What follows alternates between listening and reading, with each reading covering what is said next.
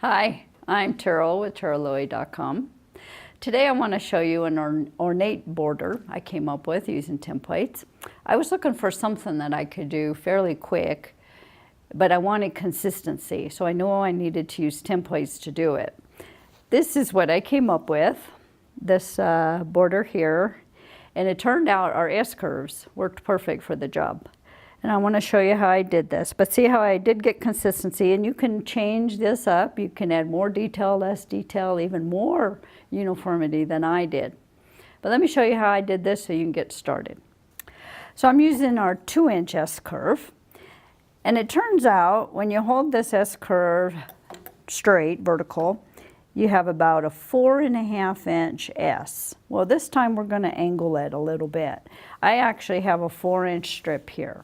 So if I wanted to do it in a 6-inch strip, I might jump into a larger S. But this was about the right size, 4-ish, 5-ish inch space. The two worked great.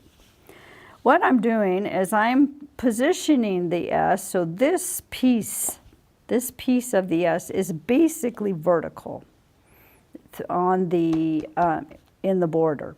Okay, and now I have to position it height, find the right place for it this direction.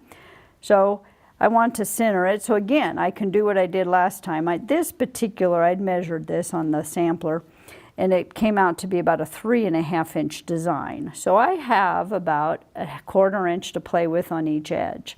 I can use my hopping foot demo tool again if I want to keep checking this bottom space. But I'm just going to go for it for the sake of time on the video. I'm going to use, again, this just line up the top lip of that right there so I can see the edge of the border. So I'm just a 1/4 inch off the top edge, but it looks like I probably oversized this a hair, and I have a little bit more than 4 inches. So I obviously want to center it in my space, so I might drop that down a little bit and watch this bottom edge instead and use this as I go down. The other option could be, especially if your space was a hair bigger, you might just chalk a line in. Chalk the line in that where you want to line this up every time. Just remember, you're going to stitch a 1/4 inch past that line, but that's okay. Just keep that in mind as you draw your line in there. But for right now today, we'll just watch the hopping foot. We'll make sure she fits in there very comfortably with maybe a sliver left. Why I say that is because I know up here, I'm going to have a 1/4 inch, and I got about a sliver there. So I'm darn close to having her in the middle. And again, I'm keeping this vertical. All right. Now, the other thing on this particular design, what I liked was when I didn't do the entire S, I stopping this curve right in the middle. If you can see, there's 2 etch lines, one right there and one right there. Each time I'm just going to stop approximately here. And the same thing up here. I'm going to stop approximately even with that corner, which is really the 45 between those 2 points. Just because this design didn't need that last little bit of the curve. Pull her up. Let's do a quick secure here. Since we're in the edge, I don't have to be pretty. Okay, so I want that vertical. I want that to be a soft, and off we go.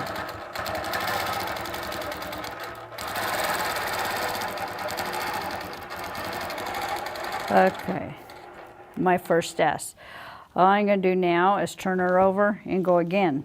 But I'm going to eye about a middle of that 45. I want to keep this straight, and I'm going to check my spacing, see if I have a pretty comfortable little fit down here. And I'm going to go again. Now this design is pretty forgiving. So if you were off a hair, you're going to get away with it.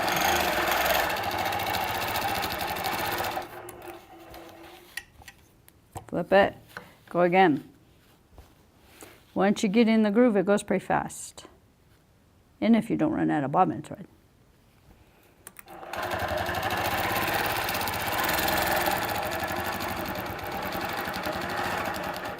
This. Okay, I'll do one more, and then we'll dress her out. We're not going to go down the whole length of the quilt right now. I know you guys get the hang. I got to eye that, Get this comfortable, get this straight. So look at here, I'm a little high. So I'm gonna come back down. So I'm gonna fudge this a little bit. I'm not liking, see this isn't gonna be as straight unless I'm just standing off too much to the angle. Trying to stay out of the camera here.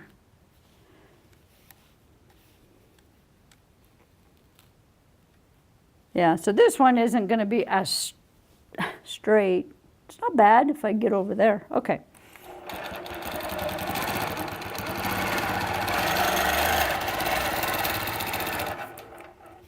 Okay, it's pretty straight. I was straight enough. All right, so now we're gonna assume I went to the very end of this border, and now we're gonna backtrack and dress it out. So this is where the real fun begins, because we get to dress this out, and you get to really do it any way you want. I'm just gonna show you what I did. You can certainly start there, but I'm guessing you're gonna improve on it. First thing I do is drop my handlebars, because I am going to backtrack on this line, and I do want to hit it exactly. I have far more control of this machine when my hands are on this. I could opt to put on some micro stitch handlebars, but I don't need to be so exact that I feel like I need those. This is going to be very adequate for me. Just dropping those handlebars and dragging my fingers. Okay, so and turn it on, and I'm just going to start scrolling and leafing this back to the beginning. If I want it to be very uniform, I'm going to want to be consistent where I put those scrolls. If I want it to be more whimsical, I can be random. Off we go.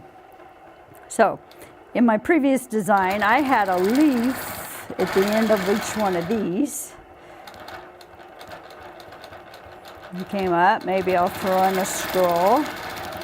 Now I have to go back in on the scroll on the same line.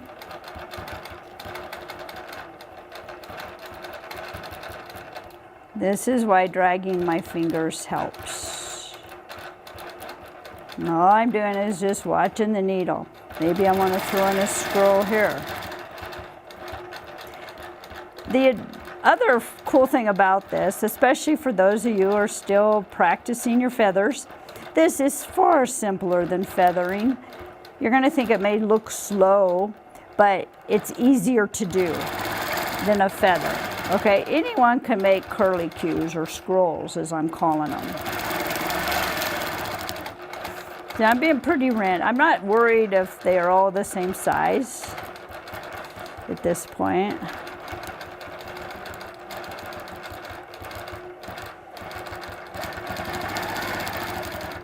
Mostly when I see a space that I think needs to be filled, I'm filling it in.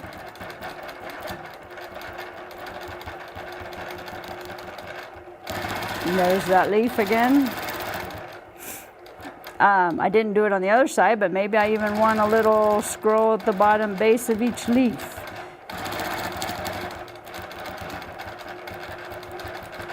You get to decide. Now I will, just for the heck of it, I came in on this direction, so this one I'm going to come in this way, just to keep it a little symmetrical, although I don't care if they aren't the same size. Got to get something in over here, in that big space. Yeah, slow down. Maybe I'll throw in another leaf.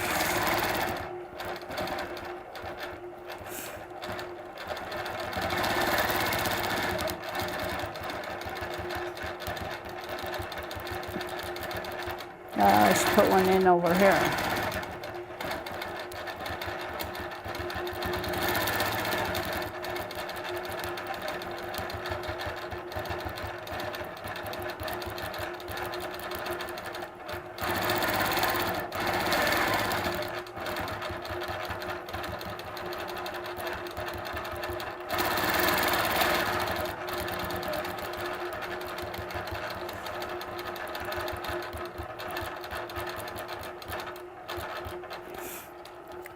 Okay, I know you got the idea, and you don't really need to watch me quilt that whole thing out, but just work your way down and have fun. Throw in some scrolls and some leaves, and you'll come up with a very ornate border. Well, have fun with this one, and I have more to come, so stay tuned.